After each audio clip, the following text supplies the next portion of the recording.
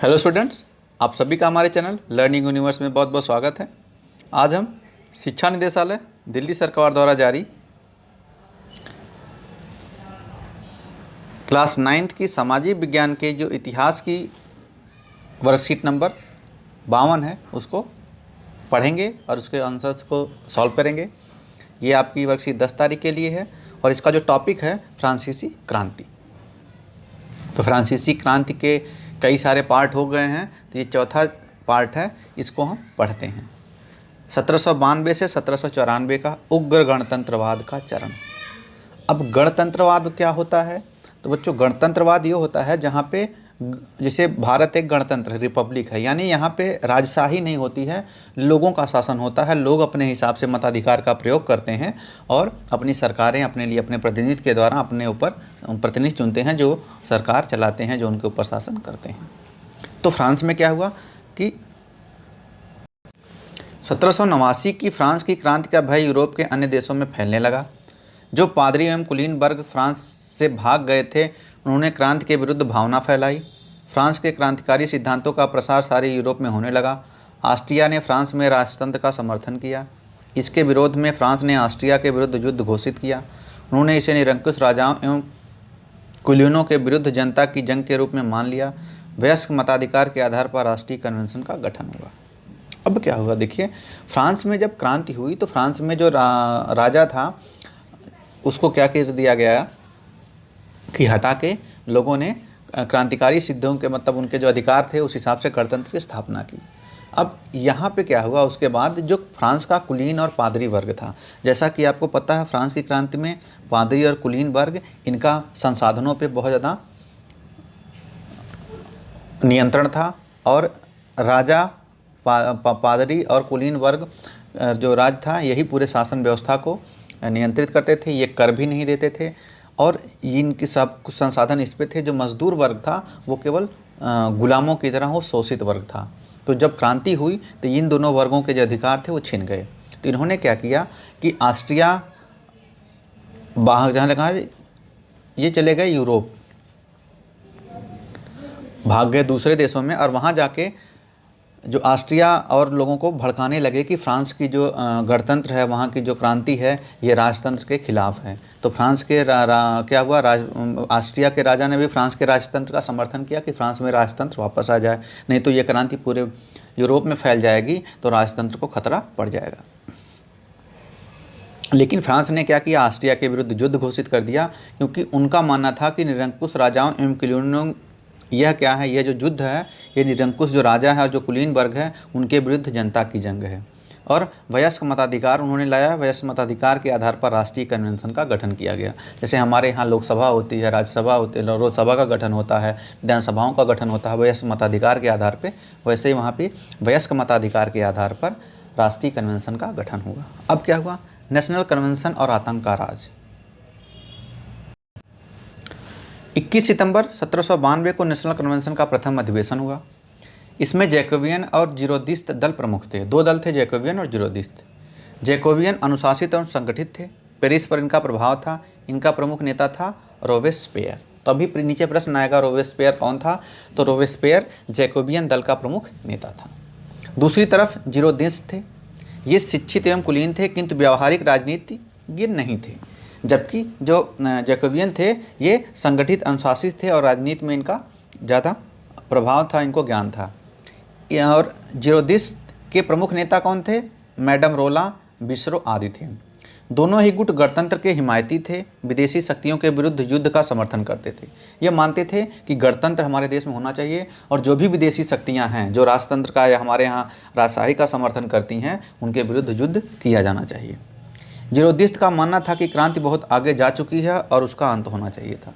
जीरोदिस्त के लोग मानते थे कि अब जो फ्रांस में क्रांति आई वो बहुत बढ़ चुकी है, अब उस क्रांति का अंत होना चाहिए क्योंकि अब हमने गणतंत्र स्थापित लगभग कर दिया है। वे और अधिक सामाजिक समानता लाने के विरुद्ध थे। ये मानते थे कि अब इससे ज़्यादा समानता नहीं लाई जानी चाहिए। वे स्वतंत्रता पर अधिक जोर देते थे। उनका मानना था कि समानता के बजाय हमें स्वतंत्रता पर जोर देना चाहिए। उधर जैकोबियन लोग समानता पर अधिक जोर देते थे तथा निम्न वर्गों के प्रति सद्भावपूर्ण रवैया रखते थे। लेकिन जो जैकोबियन थे वो मानते थे कि हमें समानता पर ज़्यादा जोर देना चाहिए, यानी लोगों को समान अधिकार मिले, समान संसाधनों का बंटवारा हो, उनका आर्थिक स्थिति, सामाजिक स्थिति समान हो, कुलीन वर्ग और गरीब वर्ग में कोई अंतर ना रह जाए। इस तरह की बातें वो करते थे और वो चाहते थे कि निम्न वर्ग के प्रति उनका जो रवैया था वो सद्भावनापूर्ण था, कि निम्न वर्ग है उसको भी सम्मानपूर्वक, गरिमापूर्वक जो है जीने का अधिकार होना चाहिए। ये जैकोबियन लोग मानते थे। आपको पता है कि नेशनल कॉन्फ्रेंस भी बन गई, नेशनल कन्वेंशन बन गई, लेकिन नेशनल कन्वेंशन के समझ क्या क्या कठिनाइयाँ आई। तो क्रांतिकारियों ने 1700 क्रांति एक मिनट क्रांतिकारियों ने 1792 में घोषणा कर दी कि फ्रांस का गणतंत्र स्वतंत्रता, समानता और बंधुत्व की भावनाओं पर आधारित है। अब देखिए, इसीलिए जैसे फ्रांस को कहा जाता है कि पूरे विश्व के जो समानता, स्वतंत्रता और बंधुत्व की भावना है उसका मार्गदर्शक माना जाता है फ्रांस को, क्योंकि वहीं से 1792 में ही हमारे यहाँ तो जैसे जब संविधान आया तब स्वतंत्रता, समानता, बंधुत्व की भावना संविधान के प्रियम्बल में आई। अमेरिका में और भी यूरोप के देशों में ये जो है फ्रांस की क्रांति को सबका मार्गदर्शक माना जाता है कि यहीं से स्वतंत्रता, समानता और बंधुत्व की भावना जागृत हुई और लोगों को पता चला कि गणतंत्र के माध्यम से कैसे कुलीन वर्ग और गरीब में समानता लाई जाए, कैसे सामाजिक मूल्यों का संरक्षण किया जाए। इस घोषणा से यूरोप के निरंकुश शासक भयभीत हो गए। अब जो यूरोप के शासक थे वो डर गए, क्योंकि उनको पता था कि अगर हमारे पड़ोस में इस तरह का राज आ गया तो हमारे जो लोग हैं जिन पर हम शासन कर रहे हैं वो भी ऐसी मांग करेंगे और हमारी राजशाही जल्दी ही टूट जाएगी। अब फ्रांस की क्रांति फ्रांस की ना होकर पूरे यूरोप की हो गई। अब जब एक जगह, जैसे नहीं आपको पता है कि आपके बगल में कोई अच्छा काम कर रहा है तो आपको क्या उदाहरण दिया जाता है कि आप भी वैसा करो, आप भी वैसा करो। तो वही हाल हुआ कि फ्रांस में गणतंत्र आ गया तो पूरे यूरोप में इस क्रांति का प्रसार हो गया। अब हर जगह मांग होने लगी कि गणतंत्र हमारे देश में भी आए, ऑस्ट्रिया हो, पोलैंड हो, हॉलैंड हो, हर जगह। अतः यूरोप देश क्रांति का प्रसार रोकने के लिए एकजुट होगा और इंग्लैंड, हॉलैंड, ऑस्ट्रिया, प्रसा एकजुट गुट का फ्रांस के विरुद्ध निर्माण हुआ। अब ये लोग को क्या हुआ, इन्होंने फ्रांस के विरुद्ध एक गुट निर्माण कर लिया। किसने किसने? इंग्लैंड ने, हॉलैंड ने, ऑस्ट्रिया और प्रसा ने। इस गुट ने कई जगहों पर फ्रांस को पराजित किया। नेशनल कन्वेंशन ने एक प्रस्ताव पारित कर राजतंत्र को समाप्त किया और गणतंत्र की स्थापना की। इनके गुट के विरुद्ध फ्रांस पराजित हो गया, लेकिन फिर भी नेशनल कन्वेंशन ने एक प्रस्ताव पारित किया और कहा कि आज से राजतंत्र की समाप्ति हो गई और गणतंत्र की स्थापना हो गई। राजा पर देशद्रोह का मुकदमा चलाया गया और मृत्युदंड की सजा दी गई। 21 जनवरी 1993 को लुई 16वां को फांसी चढ़ा दिया गया। लुई 16वां वहाँ का बहुत निरंकुश शासक था और उसको क्या कर दिया गया कि 21 जनवरी 1793 को फांसी चढ़ा दी गई। युद्ध के कारण फ्रांस की आर्थिक संकट में घिर गया।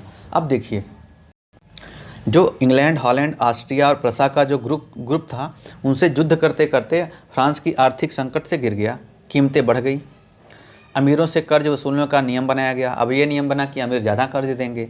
जैकोबियनों ने पेरिस की भीड़ और कम्यून की सहायता से कन्वेंशन पर आक्रमण कर सत्ता पर अधिकार कर आतंक का राज की स्थापना की। जो जैकोबियन थे उन्होंने क्या किया, पेरिस की भीड़ और कम्यून की सहायता से कन्वेंशन जो थी उस पर आक्रमण कर दिया। जैसे कन्वेंशन का अपने यहाँ संसद होती है वैसे वहाँ कन्वेंशन रही होगी, तो उस पर क्या होती थी, वहाँ पे आक्रमण करके सत्ता पर अधिकार करके आतंक का राज कायम किया। आतंक का राज क्या था? आतंक की राज स्थापना के साथ ही फ्रांस एक बार पुनः अव्यवस्था का शिकार हो गया। आतंक का राज मतलब अव्यवस्था का राज। रॉबेस्पियर के नेतृत्व में इसकी स्थापना की गई। इसमें क्रांतिकारी जन सुरक्षा की स्थापना की गई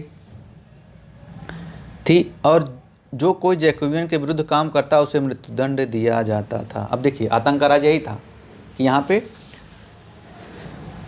एक ऐसा नेतृत्व की स्थापना की गई जिसमें क्रांतिकारी और जन सुरक्षा की स्थापना हुई और जो कोई भी जैकोबियन के विरुद्ध कुछ भी कहता था उसको मृत्युदंड दिया जाता था। जुलाई 1794 में रॉबेस्पियर कैद कर लिया गया, उसे फांसी दे दी गई। इसी के साथ आतंक के राज की समाप्ति हो गई, क्योंकि रॉबेस्पियर जो था वो जैकोबियन के विरुद्ध था। वो जो आप देख रहे हैं यहाँ पे दो वर्ग थे, कौन कौन से? जीरोदिस्ट और जैकोबियन का रॉबेस्पियर था। जब रॉबेस्पियर को मृत्यु दे दी गई और यही जैकोबियन का नेता था, तो जब ये मृत्यु हो गई तो जैकोबियन का जो आतंक का राज था वो क्या हो गया, वो समाप्त हो गया।